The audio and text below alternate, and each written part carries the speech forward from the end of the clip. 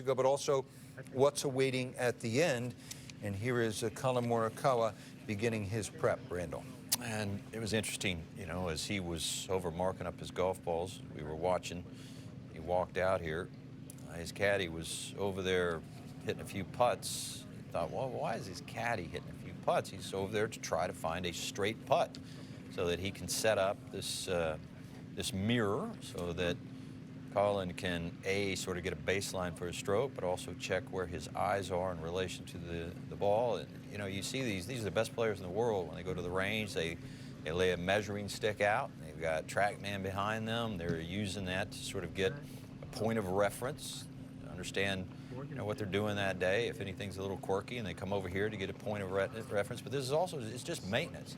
It's so easy to get just a little bit off one day, a little bit off here, and the next thing you know, you think it's your golf swing, and it's your setup. And if you can get your setup in the proper space, you got a far better chance of making the swing you want, or in this case, making the stroke you want.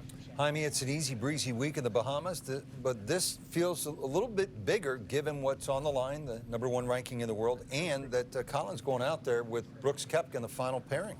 You know, I think #1's a historic thing now. It's good. We're all going to look back and look at that list and measure the greatest players. So to just be on it, even like Tom Lehman for a week, it means a lot. And I think Collin's going to feel it today. You know, and he's even par. Excuse me, if he were to shoot even par, there's 6 guys within 6 strokes. But I think this club is really what's improved so much since he went to the SAW. He really has transformed himself to a very reliable putter, and it seems like he putts better the bigger the occasion. So this is a big occasion. I expect him to putt well. And Brandel, just quickly, I mentioned 17 and 18, the danger lurking there.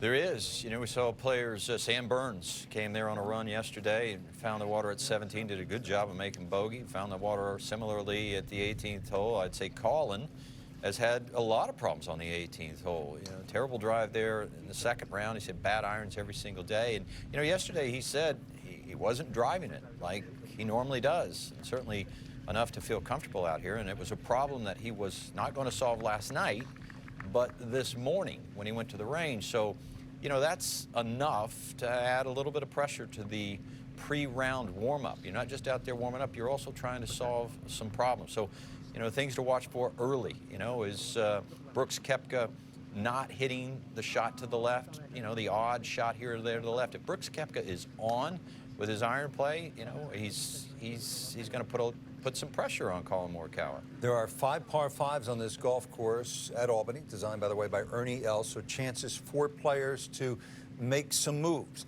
Collin Morikawa, just after noon Eastern. In the meantime, the final round is getting underway.